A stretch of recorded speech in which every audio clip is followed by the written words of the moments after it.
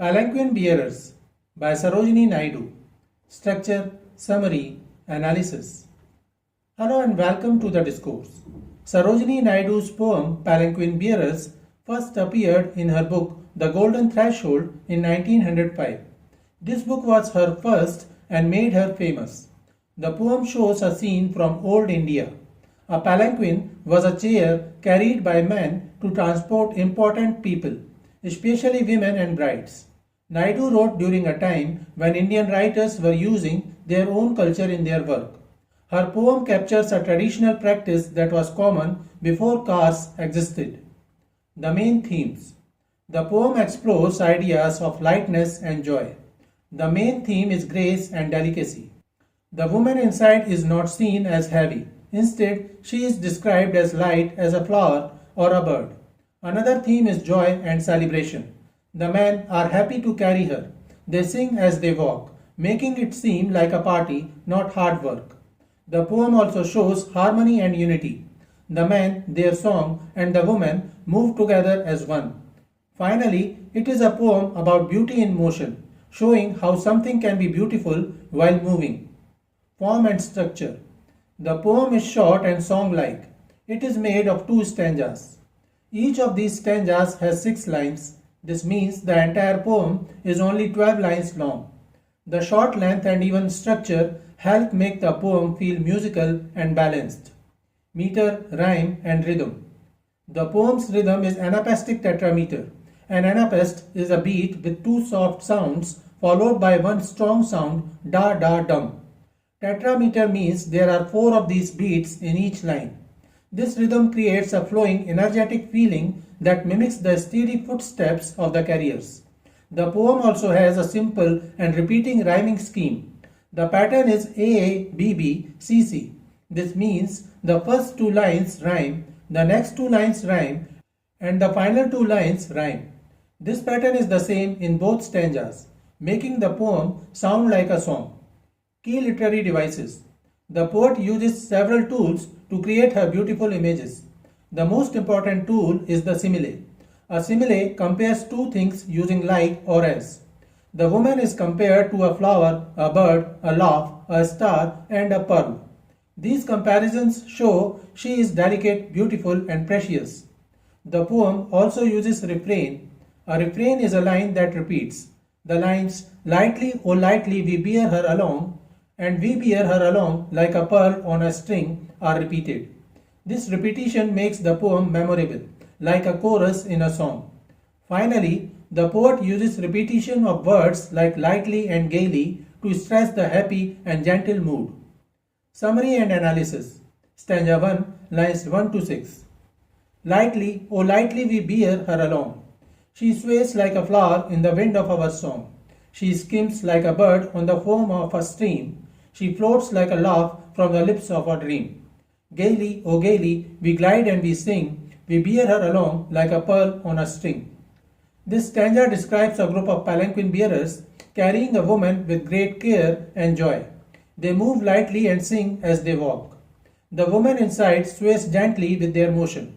The bearers use many beautiful comparisons to describe her. They say she is as delicate as a flower moving in the wind, as graceful as a bird flying over water, and as happy as laugh from a dream. They feel they are carrying a precious treasure like a pearl on a string. The stanza creates a powerful feeling of joy and lightness. The work of carrying the palanquin is not shown as hard labor. Instead, it is a happy and proud task. The bearer's song is a key part of the scene. It is the wind that makes the woman sway like a flower. This shows how the men, their song, and the passenger are all working together in harmony. The comparisons to a flower, bird, and laugh all suggest the woman is not a heavyweight. She is something beautiful, delicate, and full of joy. The final line, comparing her to a pearl, confirms she is being treated as a rare and valuable treasure.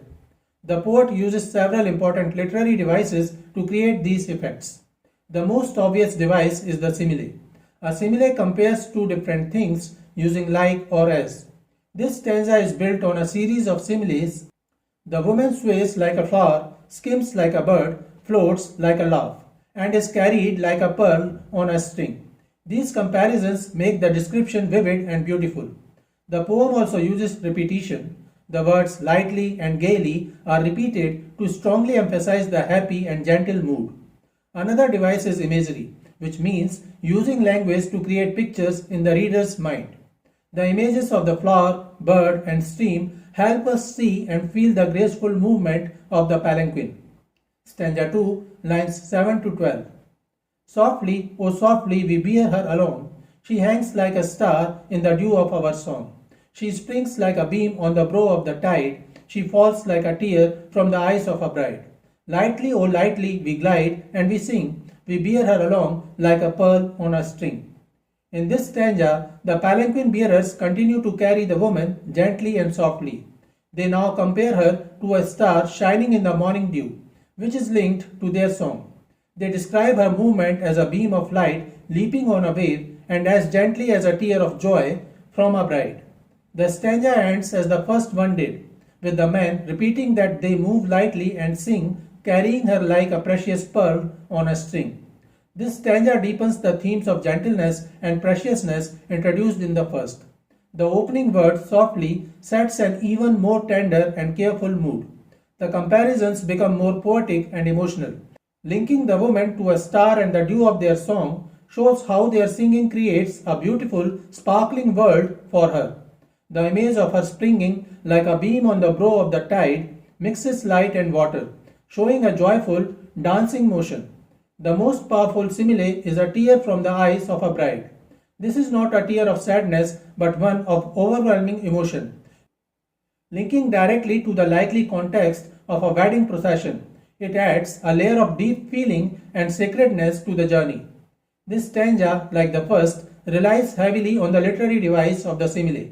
The woman is compared to a star, a beam, and a tear, each creating a different feeling of light, movement, and emotion. The poet again uses repetition with the words softly and lightly to maintain the gentle rhythm. A key device here is imagery, especially the contrasting images of rising and falling.